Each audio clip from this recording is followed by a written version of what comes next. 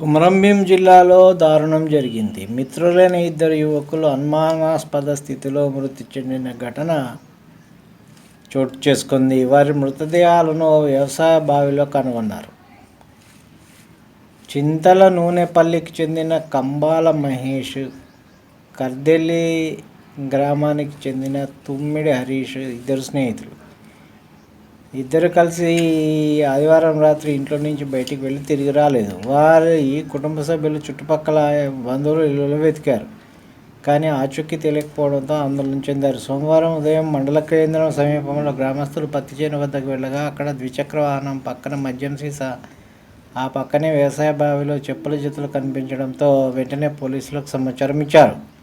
వారు ఘటనా స్థలికి చేరుకొని అనుమానంతో బావిలో గజయితగాళ్లతో గాలించగా ఇద్దరు మృతదేహాలను కనుగొన్నారు.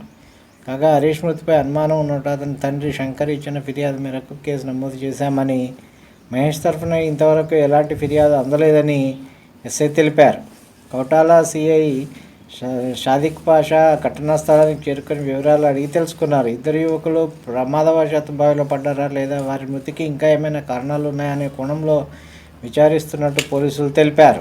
కంబాల మహేష్ తండ్రి గత ఏడాది మృతి చెందగా అతని తల్లి వ్యవసాయ పనులకు వెళుతూ కుటుంబాన్ని పోషిస్తున్నారు. మహేష్ ఆర్ఎంపీ వైద్యుడి వద్ద పనిచేస్తున్నాడు. అతనికి ఓ సోదరుడు ఉన్నాడు. కాగా కర్జలికి చెందిన తుమ్మిడి శంకర్, అమ్మక్క దంపతులకు ముగ్గురు కుమారులు. పెద్దవాడైన హరీష్ డిగ్రీ 2వ సంవత్సరం చదువుతున్నాడు. మహేష్ సోదరుడి వివాహం ఆదివారం జరిగింది. అదే రోజు సాయంత్రం బయటికి వెళ్ళిన హరీష్, మహేష్లు అనుమానాస్పద స్థితిలో మృతి చెందారు. ఇరువురి కుటుంబ సభ్యుల రోదనలు మిన్నంటాయి. ఎందుకు చనిపోయారు ఏందో